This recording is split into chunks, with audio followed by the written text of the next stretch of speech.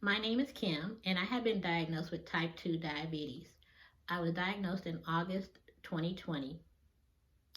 I had been feeling tired and I had been gaining a lot of weight, and I thought just the tiredness was attributed to me working 6 days a week, and I thought the gaining weight was just attributed to going through menopause.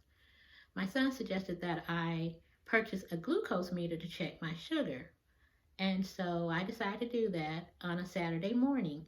I went to the store and purchased the glucose meter, and on my way out of the store, I observed an urgent clinic across the parking lot. So I went ahead and went into the urgent care. The nurse practitioner asked how long had I been diabetic, and I informed her that I was not aware that I was diabetic. She said my reading was at 400, and that was the max their meter could read at, and that I needed to go to the emergency room. I said, well, okay, I'll go to the emergency room. She was like, it's not a suggestion, you need to go. And I would need to sign a waiver if I was not going to allow them to call an ambulance to take me to the emergency room. I signed the waiver and drove myself to the emergency room. Well, when I got to the emergency room, they again asked, how long have you been diabetic? I said I wasn't aware that I was diabetic. Their machine only went to a maximum of 500, and my reading was way over 500. And I was told that they needed to do some more testing. Well, they finally did some more testing. My reading was at 1100. I was immediately admitted to the hospital, and I remained there for 4 days. Just leaving to go to a store on a Saturday morning, I did not return home till 4 days later. That was very scary. I have been trying to do a lot of research, and I still read a lot. I've checked into the American Diabetes Association website. I try to read. I go on Facebook. I've joined a support group. All this trying to educate myself about type 2 diabetes. I wasn't aware of so many family members and friends that have had a diagnosis of type 2 diabetes. It seems like no one wants to talk about it, and I felt maybe we do need to talk about it. We can help the next person. All I knew was the word diabetes. I had no clue about it. My mom passed of cancer when I was a teenager, so I knew about cancer and was educated on always keeping up with your breast exams and changing your diet and lifestyle. I just don't remember any family members, maybe they were, but I didn't know as a child that they were diabetic.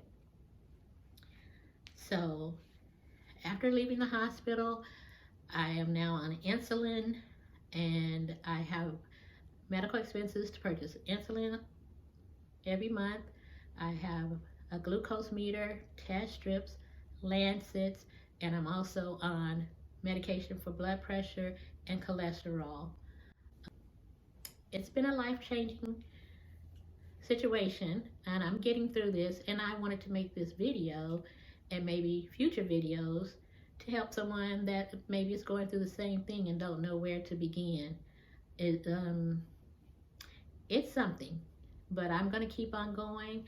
I say KIM stands for keep it moving, and that's what I'm going to do. I also want to encourage anybody else to keep it moving. I have a relative that was diagnosed also, and I'm not mentioning any names because I don't know if they care to discuss their diagnosis with anyone, but I want to let them know that you got this, we got this, and we're going to get through this together. Okay, O, and O does not stand for Oprah, but that is just my little tagline for my relative to let her know I love her very much. And also, I thank everyone for their support. It has been very tremendous. Keep learning, and if you have any questions or concerns, talk with some professionals.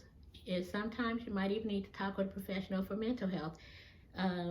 You can get depressed about this, and depression is real. I had a friend that had mailed me a delivery of alcohol swabs because I was in a panic because with this pandemic going on, you couldn't find anything on the shelves, and my friend sent me a delivery of alcohol swabs and didn't tell me, and I received this boxes, and I was so touched, but I didn't know who to thank. And finally, this friend finally let me know that he had sent them. I really appreciate him, and he's a private person. So again, I'm not mentioning any names, but thank you so much. And then I had a girlfriend that sent me some alcohol swabs. People were calling, and if you don't let somebody know what you're going through, they don't know that they need to help or they want to help. So I just want to suggest to encourage everyone to keep fighting the fight.